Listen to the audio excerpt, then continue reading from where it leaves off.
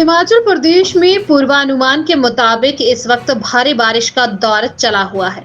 रात से ही प्रदेश के 7 जिलों में भारी बारिश हो रही है, जबकि 3 जिलों में भी रुक रुक कर भारी बारिश का दौर चला हुआ है।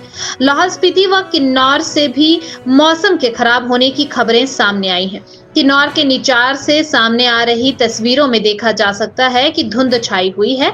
मौसम विभाग ने टूरिस्ट और स्थानीय लोगों को नदी नालों से दूर रहने की सलाह दी है। आशंका है कि मानसून की ये बारिश तबाही का कारण बन सकती है।